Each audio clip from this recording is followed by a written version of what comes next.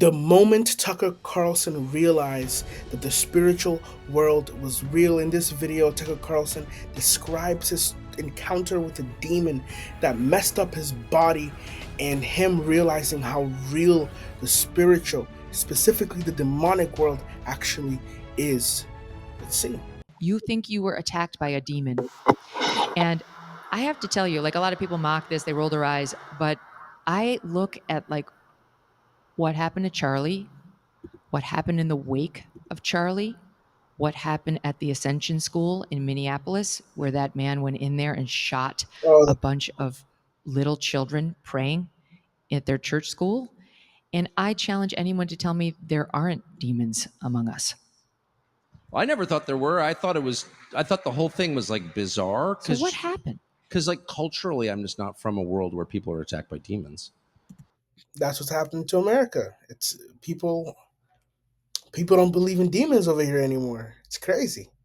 And in fact, when it happened the next morning, when I saw the blood on my sheets, I was like, I actually called someone who works for me who's a very sincere, lifelong evangelical. And I'm like, have you ever heard of this? And she's like, oh, yeah, it happens all the time. I was like, what? Not to Episcopalians, it doesn't. Stuff it down. Yeah, no, it was well. Yeah, I mean, I'm not embarrassed at all. And I don't care if I'm mocked. Don't get anything out of making this up. And I'm not making it up. But what happened? I had this crazy experience where I was in the truck with someone coming back from quail hunting. And I had all of a sudden we were talking about someone I despise. And all of a sudden I had this crazy empathy for the person, like really intense empathy, like I could understand why this person was doing these horrible things. And I said to the person in the truck, this is a family dispute, right? So I said to the person, maybe my brother, and I said, I think I know what's happening here. This person feels this way, that way, this way. And my brother goes, how did you know that? I said, I don't know. It just like, and my brother goes, I think like God is like speaking through you or something. And I felt total, true empathy for this person I truly hate. It was like the craziest thing that's ever happened to me. I have no idea where it came from. My brother's like, I think that's from God. Like, there's no way you can. I was like, wow, that's kind of wild. So then I get home. We have this huge dinner party, which we always have dinner parties. And I forget about it.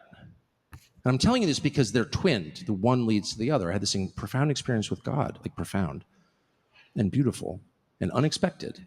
And then I go to bed with my wife and 4 dogs who sleep in the bed. My wife said 4 children. My dogs are hunting dogs. All 5 of them wake up like that. Like we have no home invaders in my house.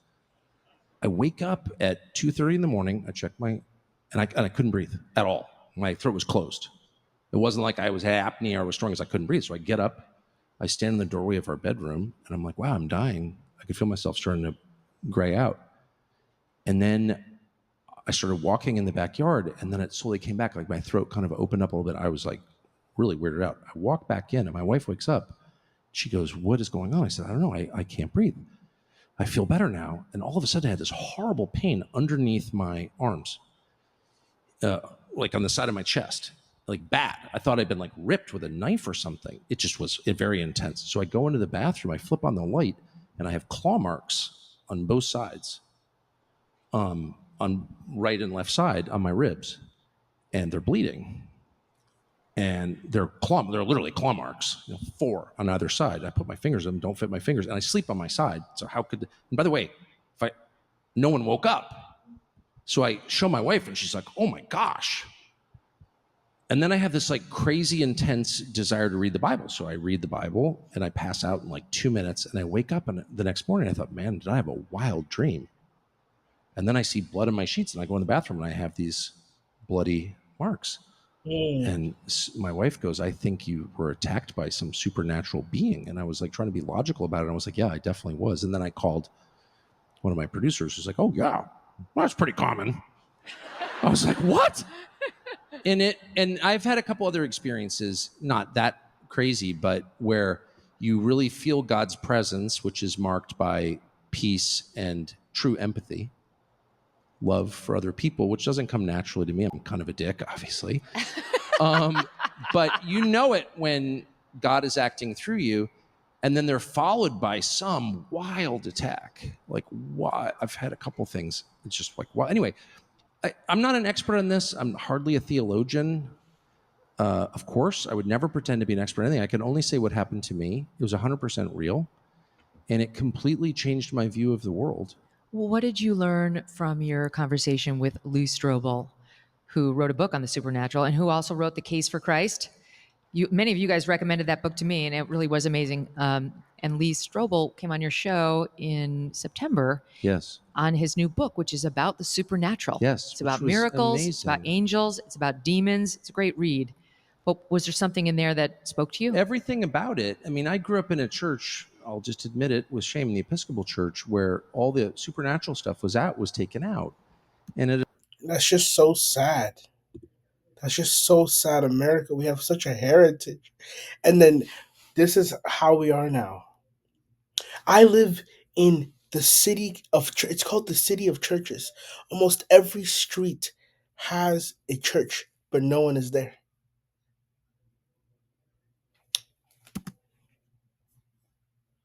a certain stage in my life, I was like, why am I going to church? I love hanging in bed with my wife and dogs on Sunday morning. Like, why am I? And we wear ties to church. Like, why am I doing this? There's nothing in here that's like, be nice to your neighbor. Okay. Like, if it's not supernatural, then what's the point? And when I read the Bible, it's like, it is about the supernatural. Yeah, Like, that's it the is. whole story. It's true. It's like God intervenes supernaturally, bigger than, above nature. And that's why it's different from every other book. And the New Testament, especially, is filled with Jesus casting out demons. I literally didn't know that. I knew Im- Guys, imagine this guy is a reporter. He was a news anchor. He was a journalist. He was a Christian, a journalist Christian, meaning he's went through and have seen many reports. He's seen many stories. He's read many books. He's watched many documentaries. He's very well read, yet he wasn't aware as a Christian that Jesus cast out demons in the Bible. That's how much these denominations are hiding specific verses and scriptures. In my own church, we never talked about that. The church I used to go to. So it was Jesus loves you and he's so nice. And it's stuff like that. Like, oh, you're going through a terrible time. Jesus is there for you. Hallelujah. It's a 20-minute sermon. And then we're done. Never talked about Jesus doing anything supernatural, really, at all. Sermons are from the year past. Every year they do the same sermon every week. So they have this is the 52 sermons I'm gonna preach every year for the next basically until my life ends. Every year, same sermon on the same weekend, every single time. What are you doing? there was the crazy guy in the cemetery who broke his chains, but I didn't really realize that not only was Jesus, but also the disciples were casting out demons Yep. that were possessing people and causing them to hurt themselves. And as someone who had a drug and alcohol problem, like I know kind of that weird. I've seen it a lot in others also, that weird desire to harm yourself. By the way, there's a reason they call it his demons. He's fighting his It is demons. totally real, because ultimately evil, we always think of evil as like something that like diabolical people do to gain, like, I'm screwing you, I'm killing you so I can take your gold. But what we never acknowledge is true, which is evil flows through people and destroys the people, not just the victims, but also the person through whom it flows. Mm.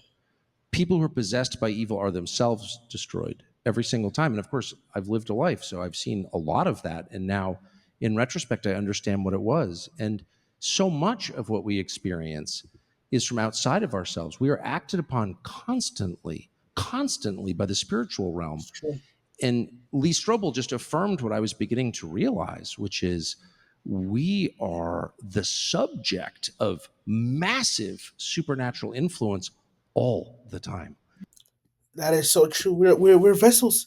That's what we are. We're vessels, and spirits can write us.